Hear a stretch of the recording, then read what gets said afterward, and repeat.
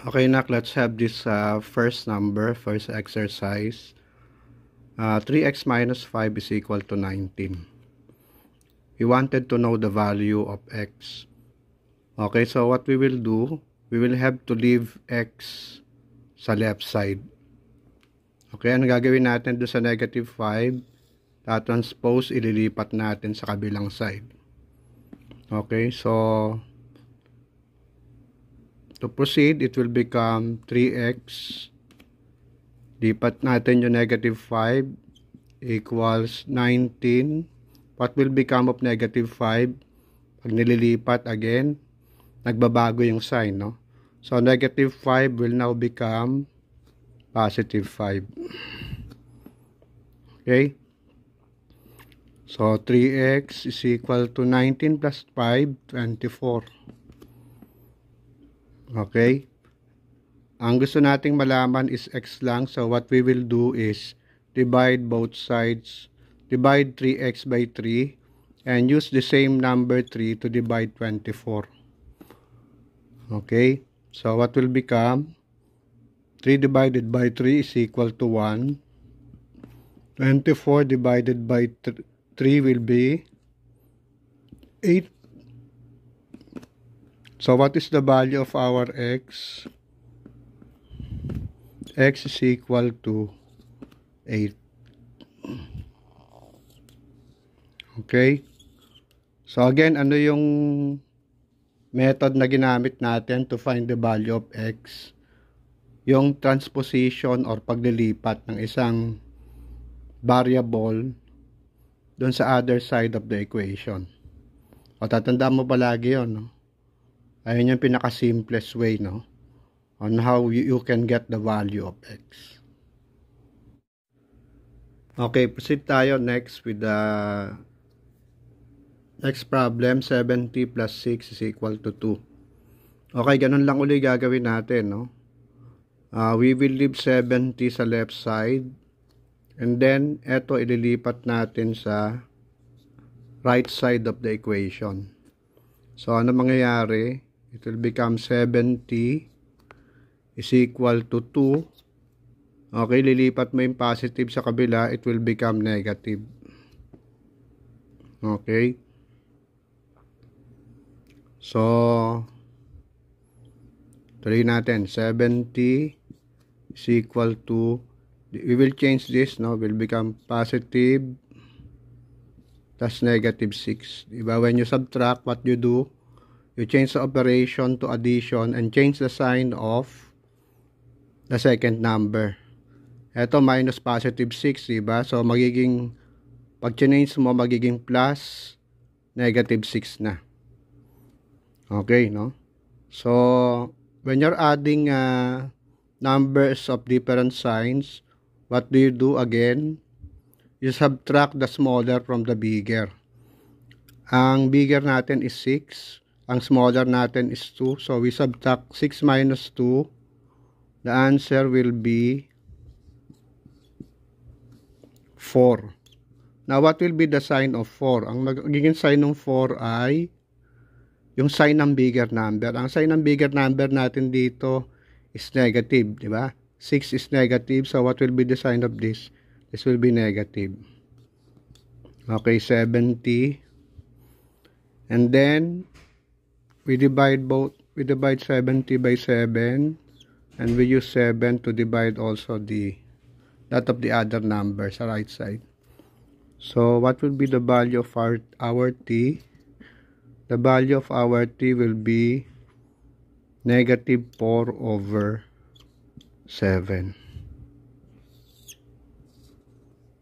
Yun, no? Ganun siya kadali. Okay? Proceed and move on tayo. Ang next problem natin is number 3. Problem number 3. X minus 9 is equal to 13x plus 21. Okay, maglilipat ulit tayo, no? But this time, dalawa yung gagawin natin paglilipat. No? 8. Pagsasamahin natin yung mga magkakaparehong terms. This is 8x, this is 13x. Anong gagawin natin? we will transfer 13x to the other side. Ito naman, negative 9 and 21, we will transfer negative 9 sa other side. Okay? So let's do it. 8x. When you transfer 13x to the left side of the equation, this is positive. What will happen? It will become negative. Okay? So ano naiiwan sa kabila? Sa right side of the equation, yung 21. We will transpose, ililipat natin yung negative 9. So what will become of negative 9? It will become positive 9. Okay?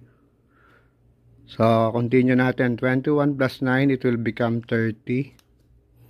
Ito naman, we will change the sign to 8x. We'll change the operation to addition, and we will change the sign of the second number. It will become 13x, negative 13x. Okay? We're adding numbers of different signs. So, anong gagawin natin? We will simply subtract the smaller from the bigger. 13 is the smaller. No, minus the bigger. The answer will be 13 minus 8.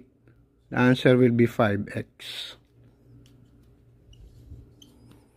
Okay? Is equal to 30. What will be the sign of our answer?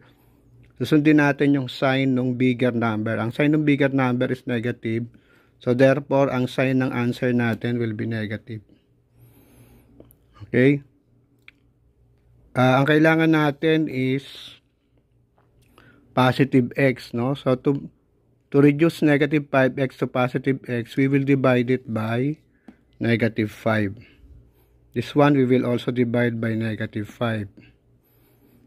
Bakit negative? Kasi negative number divided by a negative number, that will give you a positive answer, no? So, negative 5 divided by negative 5 will be 1. Positive 1. So, anong sagot natin? X is equal to 30 divided by negative 5. Hindi pa tayo tapos, no? 30 divided by negative 5. Positive divided by negative. The answer will be negative. Okay? So, how many 5s are there in 30? 6. So, ano yung sagot natin? Negative. Bakit?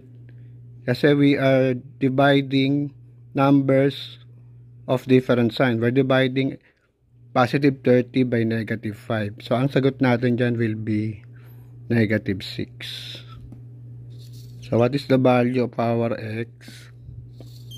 Ayan, the value of our x is negative 6. Okay? Okay, let's move on with the exercise number 4. Ang given is 40r plus 15 is equal to 22r minus 3. Ganun ulit yung gagawin natin, no?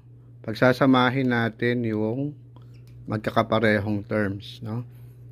Ito parehong variable ng r, 40r and 22r. Ito naman 15 and negative 3. So ang gagawin natin, pagsasamahin natin by way of transposition or paglilipat. Lilipat natin to sa left side. Ito naman lilipat natin sa right side of the equation. So, 40r, it will now become positive 22r. Ililipat mo sa other side. What will become of the sign? Magiging negative 22r.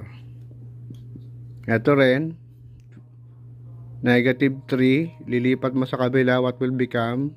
Positive, magiging negative 15. Okay? So, 40 minus 22. 40r minus 22r, how much? It will be 18r. Okay, equals, ito, papalitan natin, di ba? Magiging negative 3, we will change the operation to addition, and then papalitan natin yung sign ng positive 15 to negative 15. Okay? So, ang nangyari, 18R is equal to negative plus negative 3 plus negative 15, so negative 18. Then divide both sides by 18 para makuha natin yung R. Ganun din yung gagamitin mo rito, 18 din. So 18 divided by 18 is equal to 1. Okay, negative 18 divided by negative 18 is equal to negative 1. So what is the value of our R? Value ng R natin is negative 1. Okay. Again, so tingnan mo. Okay. Okay, proceed tayo with the number 5 example number 5, no? So almost the same, but the only difference is dito involve yung mga decimals. Diba you notice in present ng decimal 7.24, 12.3, 0.5, 4.8. But just the same, ganun lang gagawin natin, no? Pagsasamahin lang natin uli yung similar terms. Halimbawa, 7.24W, isasama natin yung 4.84W. So what will become of this 4.84W? We will have it transposed or transferred sa left side of the equation. The same thing with this, no? Negative 12.3, the same with 0.5. So, anong gagawin natin? We will have it transferred sa other side. Sa right side of the equation. Okay? So, when we do that, what will happen? Magiging ganito lang. So, what will become of positive 4.84W? Again, this is positive. Lilipat mo sa kabila. What will become? Mag-iiba ng sign, no? Magiging negative 4.84W. Ito rin, no? 0.5.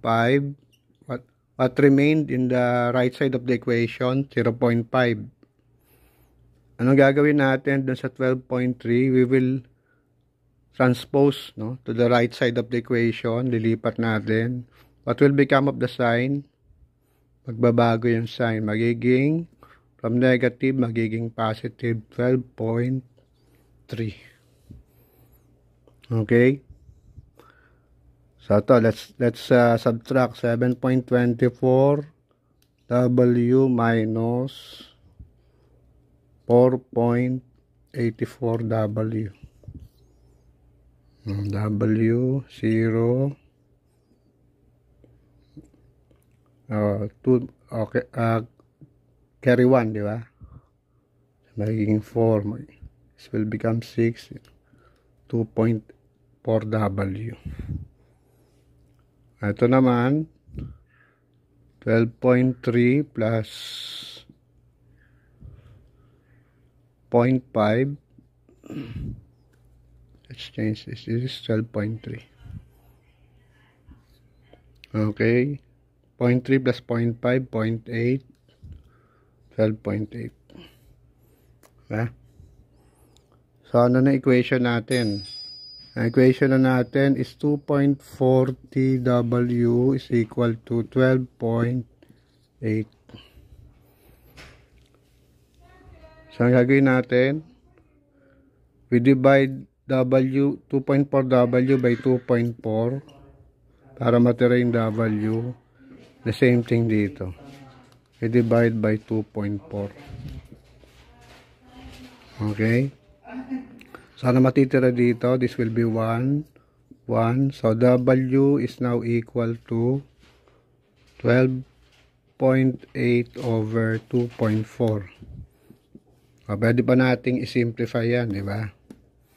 So, we try to divide 12.8 by 2.4. Move mo sa 1. Magiging 24 to. This will become 128. Okay. 24 times 5.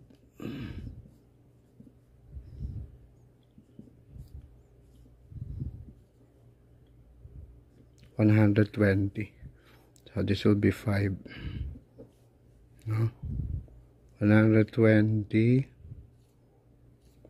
So 8. So how many 24 are there in 80? And natin 24 times 6. No. Masyado malaki. Let's try 24 times 3. 12, 1, 72. Okay, this will be 3.3, 72, 8 uli. So 3 uli ang sagot mo ron. So what now is the value of our W? The value of our W is this one. 5.33.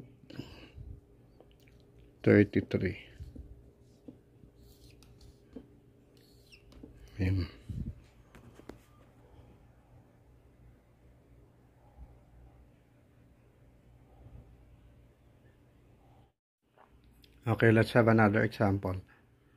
5c minus 7 is equal to 7 minus 5c. Okay. Ano yung similar? 5c and negative 5c. Negative 7 and 7. Okay, so we will transfer this and this to this. Okay. So 5c negative transfer sa kabila will become positive. This one answer. Ano yung naiwan sa kabila? 7. This one transfer to the other side will become positive. So 5c plus 5c, 10c is equal to 7 plus 7, 14. Okay. So divide natin both by 10. Yeah. So 10 divided by 10 will become 1. This 1, anong common factor nila? Common factor nila is 2. So you can divide both 14 and 10 by 2. So this will become 7. This one will become 5. So what will be the value of our z? The value of our z will be 7 over 5. Okay, easy. Okay. Oh, easy, diba?